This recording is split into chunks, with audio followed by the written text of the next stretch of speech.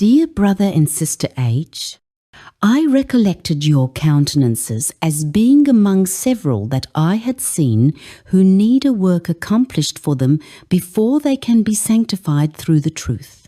You embraced the truth because you saw it to be truth, but it has not yet taken hold of you. You have not realized its sanctifying influence upon the life. The light has been shining upon your pathway in regard to health reform and the duty resting upon God's people in these last days to exercise temperance in all things. You, I saw, were among the number who would be backward to see the light and correct your manner of eating, drinking, and working. As the light of truth is received and followed out, it will work an entire reformation in the life and character of all those who are sanctified through it. Your business is of a character that is not friendly to an advance in the divine life, but is one that will hinder the growth of grace and the knowledge of the truth. It has a tendency to lower, to debase the man, to make him more animal in his propensities. The higher powers of the mind are overpowered by the lower. The brutish part of your nature governs the spiritual. Those who profess to be fitting for translation should not become butchers. Your family have partaken largely of flesh meats, and the animal propensities have been strengthened, while the intellectual have been weakened. We are composed of what we eat, and if we subsist largely upon the flesh of dead animals, we shall partake of their nature. You have encouraged the grosser part of your organism, while the more refined has been weakened. You have repeatedly said in defense of your indulgence of meat eating, however injurious it may be to others, it does not injure me, for I have used it all my life. But you know not how well you might have been if you had abstained from the use of flesh meats. As a family, you are far from being free from disease. You have used the fat of animals, which God in His Word expressly forbids. It shall be a perpetual statute for your generations throughout all your dwellings, that ye eat neither fat nor blood. Moreover, ye shall eat no manner of blood, whether it be of fowl or of beast, in any of your dwellings. Whatsoever soul it be that eateth any manner of blood, even that soul shall be cut off from his people. You have flesh, but it is not good material. You are worse off for this amount of flesh. If you should each come down to a more spare diet, which would take from you 25 or 30 pounds of your gross flesh, you would be much less liable to disease. The eating of flesh meats has made a poor quality of blood and flesh. Your systems are in a state of inflammation, prepared to take on disease. You are liable to acute attacks of disease and to sudden death, because you do not possess the strength of constitution to rally and resist disease. There will come a time when the strength and health you have flattered yourself you possessed will prove to be weakness. It is not the chief end of man to glorify his stomach. You have animal wants to be supplied, but because of this necessity, shall man become all animal? You have set for your children a table of unwholesome food, cooked in an unhealthful manner. You have placed flesh meats before them, and what is the result? Are they refined, intellectual, obedient, conscientious, and religiously inclined? You know this is not the case, but entirely the contrary. Your manner of living has strengthened the animal of your nature and weakened the spiritual. You have transmitted to your children a miserable legacy, a depraved nature rendered still more depraved by your gross habits of eating and drinking. Your table has completed the work of making them what they are. The sin lies at your door. You know that they are not religiously inclined, that they will not submit to restraint, but are inclined to disobedience and to disrespect your authority. Your eldest son, especially, is corrupt, partaking to a great degree of the animal. Scarcely a trace of the divine can be seen in his organism. You have brought up your children to indulge their appetite when they please and as they please. Your example has taught them that they live to eat, that the gratification of appetite is about all that is worth living for. There is a work for you to do, Brother H. You have been like a man asleep or paralyzed. It is time that you make a mighty effort to save the younger members of your family. The influence of your eldest son is only evil over them. Correct your table. A depraved, stimulating diet is strengthening the animal passions of your children. Of all the families I'm acquainted with, yours most needs to dispense with flesh meats and grease and learn to cook hygienically. Sister H is a woman whose blood is corrupt. Her system is full of scrofulous humours from the eating of flesh meats. The use of swine's flesh in your family has imparted a bad quality of blood. Sister H needs to confine herself strictly to a diet of grains, fruits, and vegetables, cooked without flesh or grease of any kind. It will take quite a length of time of strictly healthful diet to place you in better conditions of health, where you will be rightly related to life. It is impossible for those who make free use of flesh meats to have an unclouded brain and an active intellect.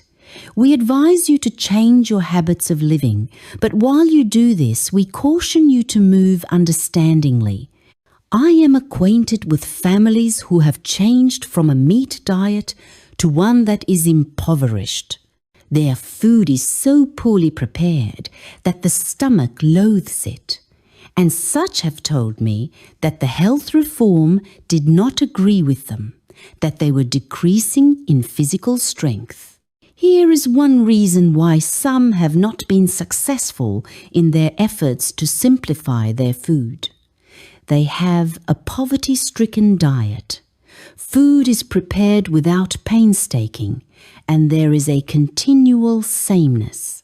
There should not be many kinds at any one meal, but all meals should not be composed of the same kinds of food without variation. Food should be prepared with simplicity, yet with a nicety which will invite the appetite. You should keep grease out of your food. It defiles any preparation of food you may make. Eat largely of fruits and vegetables. After they have reduced their physical strength by a reduced quantity and a poor quality of food, some conclude that their former way of living is the best. The system must be nourished. Yet we do not hesitate to say that flesh meat is not necessary for health or strength. If used, it is because a depraved appetite craves it. Its use excites the animal propensities to increased activity and strengthens the animal passions. When the animal propensities are increased, the intellectual and moral powers are decreased. The use of the flesh of animals tends to cause a grossness of body and benumbs the fine sensibilities of the mind. Will the people who are preparing to become holy, pure, and refined, that they may be introduced into the society of heavenly angels, continue to take the life of God's creatures and subsist on their flesh and enjoy it as a luxury? From what the Lord has shown me, this order of things will be changed, and God's peculiar people will exercise temperance in all things. Those who subsist largely upon flesh cannot avoid eating the meat of animals which are to a greater or less degree diseased. The process of fitting animals for market produces in them disease, and fitted in as healthful manner as they can be, they become heated and diseased by driving before they reach the market. The fluids and flesh of these diseased animals are received directly into the blood and pass into the circulation of the human body, becoming fluids and flesh of the same. Thus, humours are introduced into the system, and if the person already has impure blood, it is greatly aggravated by the eating of the flesh of these animals.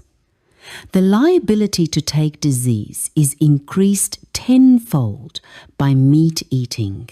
The intellectual, the moral, and the physical powers are depreciated by the habitual use of flesh meats. Meat eating deranges the system, beclouds the intellect, and blunts the moral sensibilities. We say to you, dear brother and sister, your safest course is to let meat alone. The use of tea and coffee is also injurious to the system. To a certain extent, tea produces intoxication. It enters into the circulation and gradually impairs the energy of body and mind.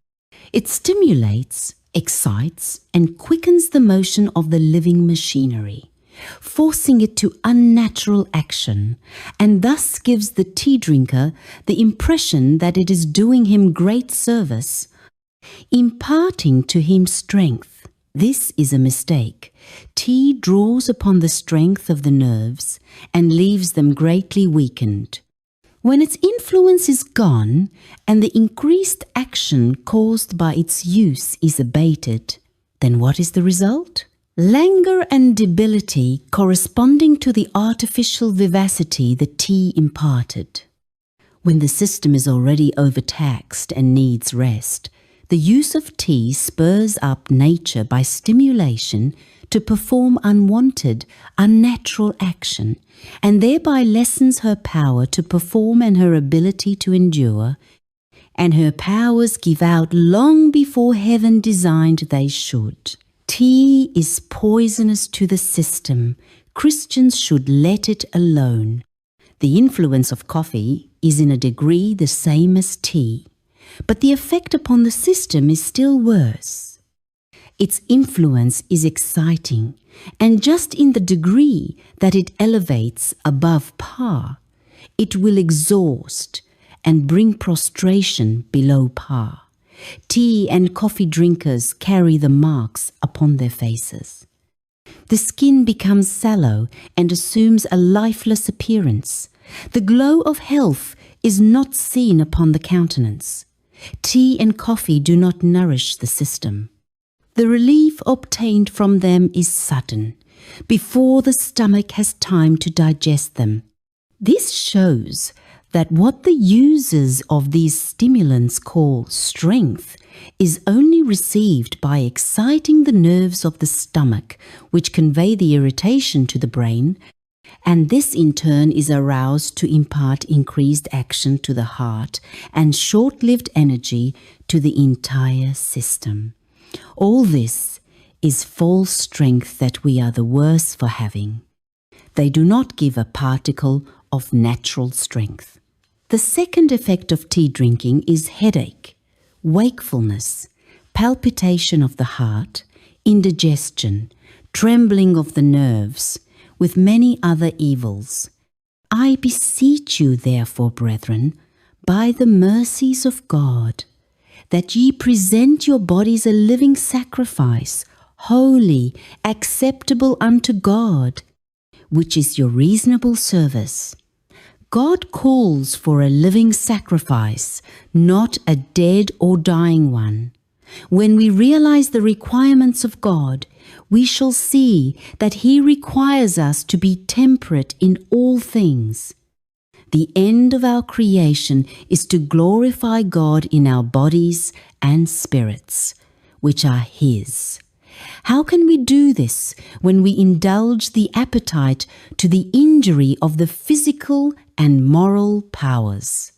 God requires that we present our bodies a living sacrifice. Then the duty is enjoined on us to preserve that body in the very best condition of health, that we may comply with His requirement. Whether therefore ye eat or drink or whatsoever ye do, do all to the glory of God. You have a work to do to set your house in order. Cleanse yourselves from all filthiness of the flesh and spirit, perfecting holiness in the fear of God. You should make earnest efforts to discover your errors, and in the fear of God, relying upon His strength, put them away. Dear brother and sister, you need to reform in the matter of order. You should cultivate a love for neatness and strict cleanliness. God is a God of order. He will not sanction slack and disorderly habits in any of His people. In your dress, in your house, in all things, manifest taste and order. We are looked upon as a peculiar people. The dress reform is a striking contrast to the fashion of the world. Those who adopt this dress should manifest good taste and order and strict cleanliness in all their attire. The dress should not be adopted unless it is made right and arranged neatly. For we should seek not to disgust unbelievers by carelessness and slackness in our apparel, but should dress modestly, with reference to health and neatness, that our dress may commend itself to the judgment of candid minds.